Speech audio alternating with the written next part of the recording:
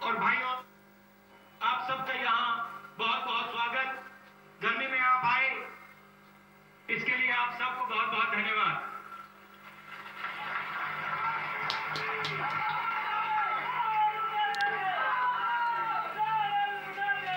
इससे पहले मेरे मध्य प्रदेश में 2 भाषण हुए।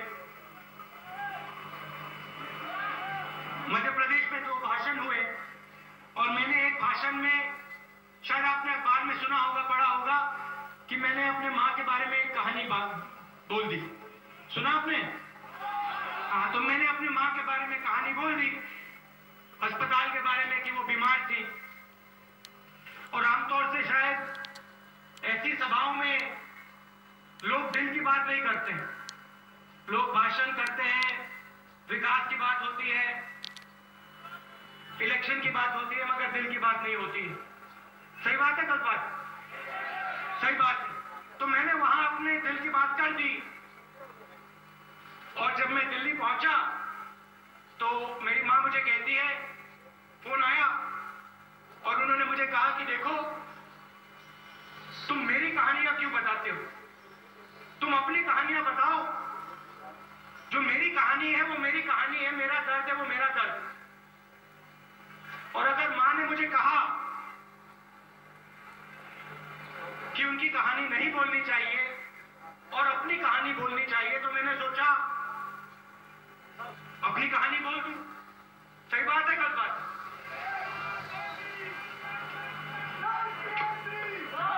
तो अभी जब मैं आ रहा था, मैं ऐसे भाषणों में जाता हूं और विकास की बात करता हूं, प्रगति की बात करता हूं, आतंकवाद की बात करता हूं, दंगों की बात करता हूं, भाईचारे की बात करता हूं। मगर जो अंदर की बात है, जिसका कारण, बोलने का कारण जो है, मैंने आपको कभी नहीं बताया। अच्छा भैया शांत हो जाओ 2 मिनट, नहीं तो मजा नहीं आएगा। तो मैंने आपको इसका कारण, जो मेरे दिल की बात है, वो आपको कभी नहीं बताई। और मैंने सोचा अगर मां ने कहा कि तुम अपनी कहानी बताओ, मेरी कहानी नहीं बताओ, तो मैं अपनी कहानी बता देता हूं। इलेक्शन की मीटिंग है, आमतौर से ऐसी बातें इन मीटिंग में नहीं होती है, मगर मैं आपको लंबा टाइम नहीं लूंगा, जल्दी से बता दूंगा। आज कभी जब मैं आया, बुधानिया जी ने मुझे कहा कि देखो, यहां आपसे पहले राजीव गांधी जी आए थे और उन्होंने यहां दौरा किया था। ब्राउन कलर की जीप थी, सोनिया जी आई, वो आए और यहां उन्होंने दौरा किया। और फिर उन्होंने मुझे एक बात बताई, उन्होंने कहा कि वो 31 अक्टूबर को यहां आए थे। और मैं थोड़ा हैरान हो गया और मैंने उनसे पूछा क्या 31 अक्टूबर को आए थे? और उन्होंने कहा हाँ। फिर मैंने पूछा किस साल आए? जवाब दिया 87 में आए। और फिर मैं चुप होकर आगे चला। और फिर उन्होंने कहा नहीं, गलत बात कही मैंने, 31 अक्टूबर को नहीं आए, 31 अगस्त को आए। और मैंने उनसे कहा मैं जानता था कि वो 31 अक्टूबर को यहां नहीं आ सकते थे, क्योंकि 31 अक्टूबर को मेरी दादी की हत्या हुई थी और उनको दिल्ली, उनका फंक्शन होता है तो उनको दिल्ली में रहना पड़ता है। तो मैं यहां खड़ा हूं आपके सामने और मैं भाईचारे की बात करता हूं। मैं कहता हूं कि जो बीजेपी के लोग हैं, जो ये लड़ाई कराते हैं, एक दूसरे से लड़ाई कराते हैं, हिंदू की मुसलमान से लड़ाई कराते हैं, इसके खिलाफ मैं बोलता हूं। मगर मैंने आपको कभी नहीं समझाया क्यों बोलता हूं, कारण क्या है, अंदर का कारण क्या है, मैं आपको बताने वाला। मैं छोटा सा लड़का था, 14 साल का, और मेरे घर में सिस्टम आपको थोड़ा बता देता हूं। प्रियंका और मैं छोटे थे और पापा वहां पे कानून बनाते थे। पापा बहुत कड़ा कानून बनाते थे और कहते थे भैया तुम्हें ये करना है, और हम दोनों पापा से डरते थे। और मेरे लिए भैया कैनवास के बोले भैया पूरा कानून को तोड़ने का तरीका जो मेरा प्रोटेक्टर हुआ करता था, जो मुझे बचाता था इन कानूनों से, वो मेरी दादी थी। तो जब पापा कुछ करते थे, कहते थे तुम्हें ये करना है, तुम्हें ये करना है, तो मेरी दादी कहती थी अच्छा तुम ये कर लो। और छुपा के, जैसे मैं आपको उदाहरण देता हूं, मैं खाना खाता था और मुझे पालक अच्छा नहीं लगता था और पापा मेरे सामने पालक रखते थे, देते थे। और जब खाना चल रहा होता था तो दादी क्या करती थी, अखबार खोल देती थी और उस अखबार के पीछे मैं पालक उनके प्लेट पे कर देता था। तो दादी प्रधानमंत्री थी, मैं पोता था, मुझे नहीं मालूम था उस समय की प्रधानमंत्री में शक्ति क्या होती है, क्या नहीं होती है। ये मेरे लिए दादी थी और घर में ये मुझे बचाती थी। सुबह उनका वहां पे एक असिस्टेंट हुआ करता था, नथुराम।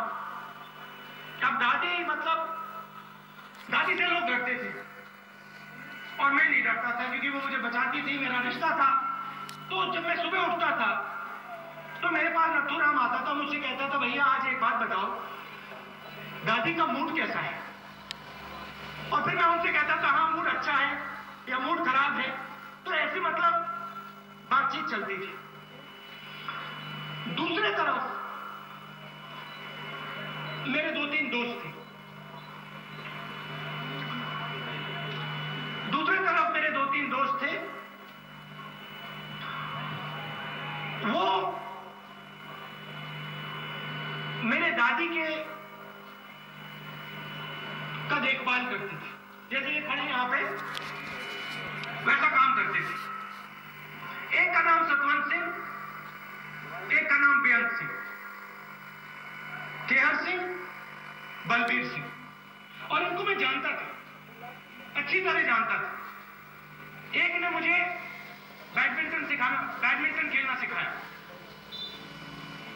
शॉट कैसे मारनी चाहिए, ड्रॉप शॉट कैसे मारनी चाहिए। दूसरे ने मुझे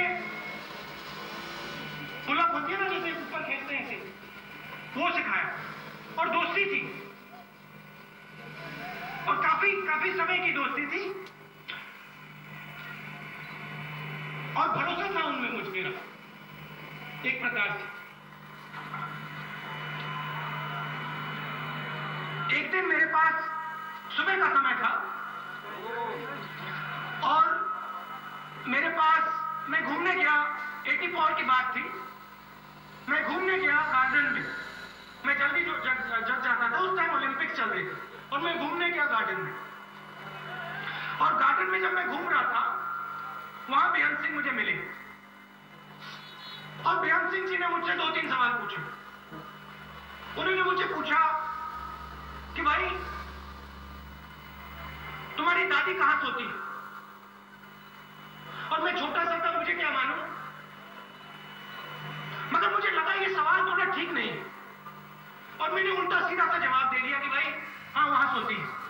फिर उसने मुझे पूछा कि देखो आपको क्या लगता है, आपकी दादी की सुरक्षा में कोई कमी तो नहीं है। और ऐसी बातचीत हुई और फिर उसने मुझे क्या कहा, उसने मुझे कहा कि देखो अगर तुम्हारे ऊपर कभी भी कोई हथगोला फेंके तो तुम्हें इस प्रकार से लेट जाना चाहिए। मुझे बात समझ नहीं आई, 14 साल का लड़का था, भूल गया इस बात को मैं, 10-15 साल भूल गया। मैं वापस गया, ओलंपिक का प्रोग्राम था, दादी बैठी थी, वहां बात की। सालों बाद मुझे पता लगा कि दादी की हत्या से पहले सतवंत सिंह, बेअंत सिंह और बाकी जो लोग थे वो दादी के ऊपर दिवाली के समय हथगोला फेंकना चाह रहे थे। बात समझ आई? दादी के ऊपर दिवाली में वो हथगोला फेंकना चाह रहे थे। और आप जानते हैं उसके बाद क्या हुआ? दादी की हत्या की। और यहां जो हमारे सिख भाई बैठे हैं उनको कहानी मालूम है, उसके बाद क्या हुआ कहानी पूरी मालूम है। मेरा क्या हुआ? सबसे पहले मेरी दादी चली गई और मैं उस दिन के बारे में आपको बताना चाहता हूं। उस दिन क्या हुआ? सुबह मैं उठा और स्कूल गया। और स्कूल में मैं ज्योग्राफी क्लास में बैठा था, पढ़ रहा था। और वहां एक पेट्रोल पंप हुआ करता था नीचे। और मैं जब छोटा था, मतलब पढ़ाई शढ़ाई मुझे अच्छी नहीं लगती थी। आप यहाँ काफी लोग होंगे जिनको पढ़ाई अच्छी नहीं लगती, मुझे नहीं अच्छी लगती। तो मैं बाहर देख रहा था और एक व्यक्ति आया अंदर और उसने कुछ टीचर से बात की। और फिर वो मेरे पास आई टीचर और उसने कहा कि तुम्हें घर जाना है। मुझे उस मिनट कुछ समझ नहीं आया। मैंने सोचा कुछ होगा। मैं घर में उनके प्रिंसिपल के ऑफिस में गया, फोन उठाया मैंने और दूसरे साइड हमारे घर में एक महिला काम करती है, वो चिल्ला रही थी। मतलब ऐसी चीज मैंने कभी पहले नहीं सुनी थी। और मैंने उससे पूछा क्या हुआ, और वो जवाब नहीं दे मुझे। तो फिर मैंने पूछा कि भाई मेरे पापा बंगाल में थे। तो मैंने उनसे पूछा कि पापा ठीक है? और उसने कहा हाँ पापा ठीक है। फिर मैंने कहा मामा ठीक है? और उसने कहा मामा ठीक है। फिर मुझे मालूम था कि पापा ठीक है, मामा ठीक है, तो दादी हो सकती। तो मैंने फिर कहा दादी ठीक है? और उसने कहा नहीं नहीं नहीं नहीं नहीं नहीं नहीं दादी ठीक नहीं है, तुम एकदम आओ और फोन रखती है। और मैं आपको बताऊं, वो जो दर्द मुझे उस दिन हुआ, उसके बाद एक और बात हुआ जब पापा मरे। मतलब वो जो दर्द जो था मैं जानता हूं उसको और मैं उसको समझता हूं। जैसे किसी ने आपका ना छाती फाड़ दी ऐसे। मैं गेट पे गया, स्कूल के गेट पे गया और मेरा पीएसओ था। मैंने उससे पूछा भाई क्या हुआ? और उसने कहा नहीं नहीं नहीं नहीं नहीं दादी ठीक है, गोली चली है मगर कुछ नहीं हुआ। और मेरे पैर कांप रहे थे। और मैंने सोचा मेरी बहन अपने स्कूल में है। तो पीएसओ ने कहा कि भाई चलो प्रियंका के स्कूल चलते हैं। प्रियंका के पास गए। प्रियंका को मालूम नहीं था। प्रियंका को मैंने कहा कि घर में कुछ हुआ। और फिर हमको गाड़ी होती है ना, पिछली सीट के नीचे रख दिया दोनों को, मुझे और प्रियंका को। और जो बॉडीगार्ड होते हैं वो सब हमारे इर्द गिर्द बैठ गए और हम घर गए। जब हम घर गए तो वहां सड़क पे दादी का खून और एक कमरे में मेरे जो दोस्त थे उनका खून। काफी सालों के लिए मुझ में काफी गुस्सा था अपने दोस्तों से, बेन सिंह से, सतवंत सिंह से। बहुत गुस्सा था, मैं लेके घूमता था इसको। कोई कुछ उल्टा सीधा कह देता था, मुझे मालूम ही नहीं होता था और वो गुस्सा आ जाता था बाहर। मुझे 10 साल 15 साल लगे उस बात को समझने के लिए, उस गुस्से को इस प्रकार से नीचे रखने के लिए मुझे 10-15 साल लगे। और मैं आपको बताना चाहता हूं कैसे मैंने उसको नीचे रखा। क्योंकि वहां हुआ क्या था, वहां गुस्सा चला था। लोग गुस्सा हो गए थे और उनको सिर्फ गुस्सा ही दिख रहा था। और आज यहां जो हमारे सिख भाई बैठे हैं, इनमें वो गुस्सा खत्म हो गया। और गुस्सा खत्म करने के लिए भैया साल साल लगते हैं, गुस्सा चालू करने में मिनट लगते हैं, मिनट, 1 मिनट, और गुस्से को बंद करने के लिए काम लगता है भाईचारा, प्यार, ये करना पड़ता है। मेरे कमरे में कुछ महीने पहले पंजाब के एक एमएलए आए, वो बैठ के वहां पे बातचीत चल रही थी। जाने से पहले मुझे कहता है, राहुल जी आज मैं यहां बैठा हूं, मैं इस बात को मान नहीं सकता हूं कि मैं आपके कमरे में बैठा हूं। और मैंने पूछा भाई क्यों नहीं मान सकते इस बात को आप? और वो मुझे कहता है कि देखो, अगर आप मुझे 20 साल पहले मिलते तो मैं शायद आपको जान से मार डालता। मुझ में इतना गुस्सा था कि मैं शायद 20 साल पहले आपको जान से मार डालता। और आज मैं आपके साथ यहां बैठा हूं और आपके साथ गले मिल सकता हूं। देखिए, मैं आपसे ये क्यों कह रहा हूं, गुस्सा किसी के अंदर नहीं होता, गुस्सा डाला जाता है। राजनेता लोग डालते हैं, इंटरेस्टेड पार्टी जो होती है वो डालते हैं, और फिर जो आम आदमी होता है, जिसको चोट पहुंचती है, उसको इस गुस्से को अपने साथ ले जाना पड़ता है। सब जगह घूमता है गुस्से के साथ। इसलिए मैं बीजेपी के राजनीति के खिलाफ हूं, इसलिए क्योंकि ये करते क्या है, ये राजनीतिक लाभ के लिए चोट पहुंचाते हैं। मैं अभी क्या मुजफ्फरनगर गया, मुसलमानों से मिला, हिंदुओं से मिला,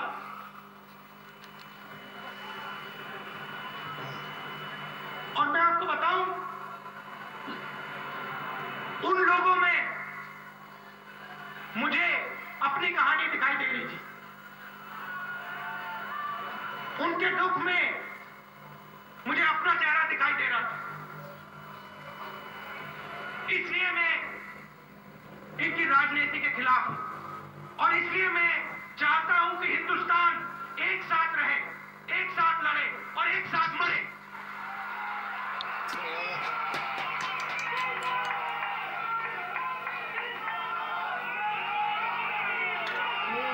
और ये क्या करते हैं मैं आपको बताऊं, ये क्या करते हैं, मुजफ्फरनगर जाएंगे, आग लगा देंगे,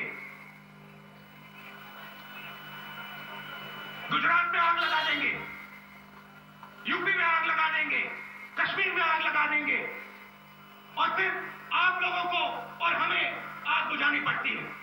हमें जाना पड़ता है युवाओं के घर में, हमें उनके हाथ पकड़ने पड़ते हैं, हमें उनको ठंडा करना पड़ता है। और इससे देखो, इससे देश का फायदा नहीं होता है, इसका देश का नुकसान होता है, इससे देश का नुकसान होता है, इससे लोग मरते हैं, इससे गुस्सा पैदा होता है। और ये मैंने एक बार नहीं सहा है, सुनो, ये एक बार नहीं सहा है मैंने, 2 बार मेरी दादी को मारा, मेरे पापा को मारा, और शायद मुझे भी मार देंगे एक दिन, कोई फर्क नहीं पड़ता मुझे। तो ये मैंने आपसे दिल की बात करनी थी, दिल की बात कर दी, लंबी बात की। अब मैं थोड़ी गहलोत जी राजस्थान की बात करना चाहता हूं। गुस्सा सिर्फ हत्या करने से नहीं आता है। जब आप सड़क पे चल रहे होते हो, कोई आपके अंदर गाड़ी मार देता है, तब भी आपको गुस्सा आता है। जब कोई गांव में भूखा बैठा रहता है, या मुझे महिलाएं क्यों नहीं दिख रही, महिलाएं कहां हैं? हाँ, वो पीछे बैठी। ये जो महिलाएं जब भी अपने बच्चों को देखती हैं, हाँ, ये आपका नाम क्या है? नाम क्या आपका? राजलता जी। जब ऐसी महिलाएं अपने बच्चों को देखती हैं, एक तरफ इनको टीवी देता है। जहां व्यक्ति जहाज पे चल रहे हैं, बड़ी बड़ी बोटों पे चल रहे हैं, बड़ी बड़ी गाड़ियां हैं, एक तरफ उनको वो दिखाई देता है और दूसरी तरफ इनको अपने बच्चे दिखाई देते हैं जो घर में बैठे हैं, पेट भूखा है, और ये अपने आप से पूछते हैं भैया मेरे बच्चे का क्या होगा, उस जहाज पे वो कब चलेगा, उस रेल पे वो कब चलेगा, रेल और जहाज छोड़ दो, उसका पेट कब भरेगा। ये सवाल ये महिलाएं पूछती हैं। दूसरी तरफ ये हमारे युवा हैं, उनके दिल में भी दर्द है। नाम क्या तुम्हारा? हाँ, महावीर। महावीर के दिल में भी दर्द है और ये क्या पूछता है अपने आप से, ये टीवी देखता है, ये कहता है भाई मैं बेरोजगार हूं और मैं रोजगार चाहता हूं। क्यों? क्योंकि अब मैं अपनी मां, अपने पिता की देखभाल करना चाहता हूं। ये जो गुस्सा है, ये जो दर्द है, इसको हम कम करने की कोशिश करते हैं। हमने आपको रोजगार योजना क्यों दी कि जो करोड़ों लोग हैं हिंदुस्तान में जिनके पास रोजगार नहीं है, उनको दिन में रोजगार मिले। भोजन का अधिकार क्यों दिया हमने? अच्छा, सबसे पहले भोजन का अधिकार का मतलब क्या है मुझे बताओ। कितने किलो मिलता है अनाज? कितने परिवार को कितना मिलता है? 25 किलो कितने रुपए के लिए? 1 रुपया। ये हम क्यों करते हैं बताओ मुझे। 1 रुपए पेट, जो गरीब व्यक्ति है जो रोज लड़ाई लड़ता है, उसको मदद करने के लिए, उसके पेट को भरने के लिए। अब देखो, एक बात मैं सीधी बता देता हूं। कांग्रेस पार्टी पिछले 9 सालों में अधिकार की राजनीति की है, गरीबों की राजनीति की है और अधिकार की राजनीति हम करेंगे, गरीबों की हम राजनीति करेंगे।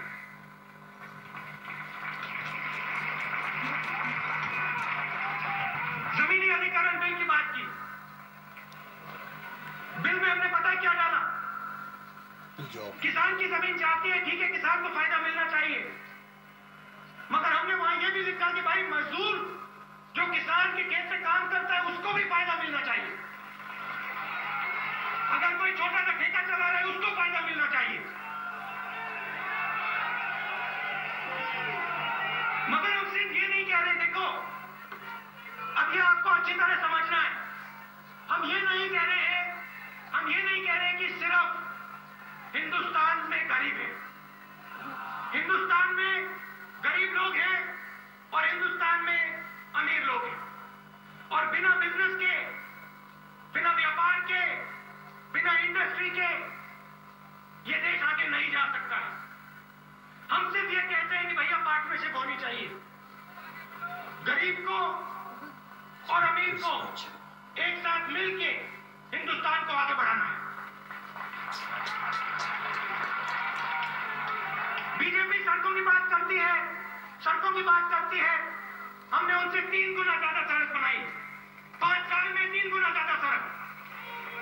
और सिर्फ सड़क नहीं दी, हमने भोजन भी दे दिया, जमीन भी दे दी, रोजगार भी दे दिया, और तब भी हमने ज्यादा सड़क बनाई।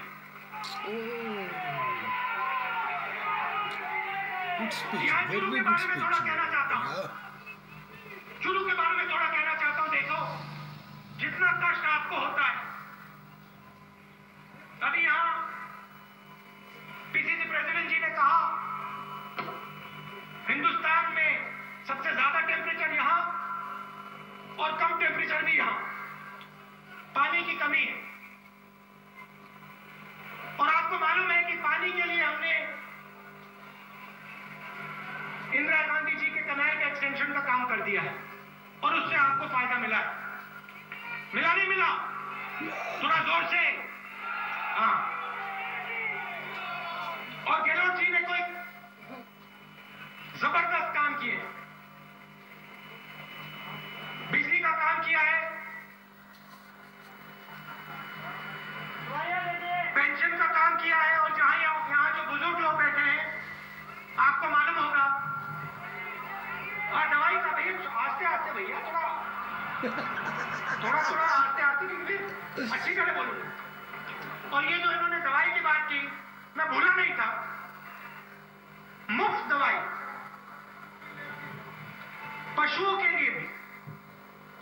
हम सबको एक साथ ले जाना चाहते हैं और पशुओं को भी ले जाना चाहते हैं अपने साथ। गरीबों को, अमीर लोगों को, हर जात के लोगों को, हर धर्म के लोगों को, सबको हम एक साथ ले जाना चाहते हैं। तो ये हमारी सोच है। मैंने थोड़ा आपको दिल की बात कही, लंबा भाषण हो गया, अच्छी लगी?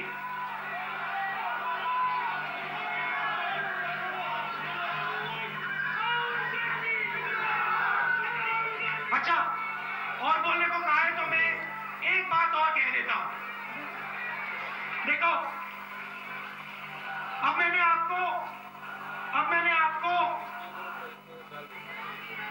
आज की कहानी बताई, आज की कहानी बता दी आपको।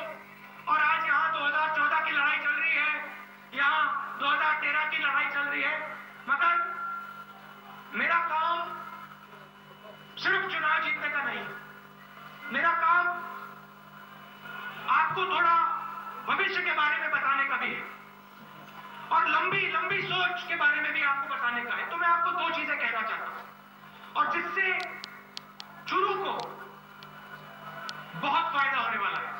और जो हम काम आस्ते आस्ते आपके लिए कर रहे हैं, जिससे ये जो युवा बैठे हैं, इनको आने वाले समय में दबा के रोजगार मिले। और ये मैं आपको समझाना चाहता हूं, ये मैंने आपको समझाना चाहता हूं। और थोड़ा ये भाषण बहुत लंबा हो रहा है, मगर मैं थोड़ा मूड में आ गया हूं, थोड़ा लंबा करता हूं। थोड़ा मैं आपको थोड़ा दुनिया के बारे में भी बताना पड़ेगा, क्योंकि यहाँ जो लड़के खड़े हैं, आपको हिंदुस्तान के लिए पूरी दुनिया में जाना पड़ेगा। आने वाले समय में शायद आप अमेरिका जाओ, जापान जाओ। मैं आपको थोड़ा समझाना चाहता हूं यहाँ हम करने वाले क्या हम करना चाहते हैं। देखिए, दुनिया में ज्यादा से ज्यादा मैन्युफैक्चरिंग जो होती है ना, ज्यादा से ज्यादा मैन्युफैक्चरिंग चीन में होती है। अगर मैं इस माइक को देखूं तो इसमें आपको मेड इन चाइना दिखाई देगा। सही बात है नहीं? अब हो क्या रहा है, Japan, America, England, Germany, Italy, ये सब चाहते हैं कि भाई मैन्युफैक्चरिंग का काम जो है वो चीन में हो, मगर सिर्फ चीन में ना। उनका बिजनेस है, उनकी फैक्ट्री, तो उनको लग रहा है कि भाई चीन में हो और कहीं और भी हो। बात समझ आई?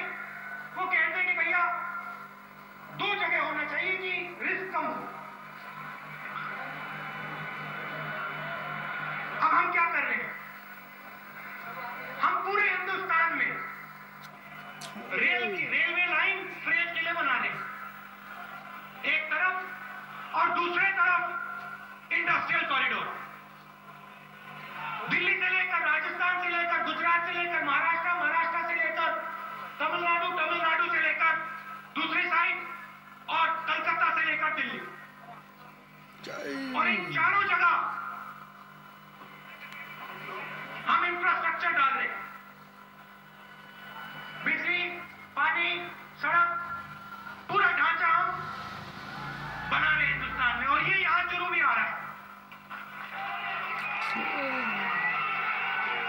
और वो मेरे पास आए, जिनको ये काम सौंप रखा है, वो मेरे पास आए। मैंने उनसे पूछा, भैया बताओ सबसे बड़ी मुश्किल क्या है?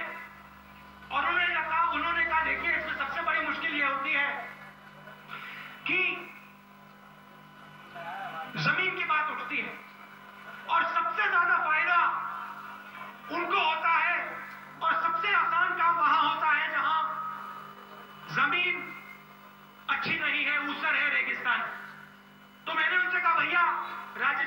चुरू में रेगिस्तान है, वहां अपनी जाके आप फैक्ट्रियां डालिए।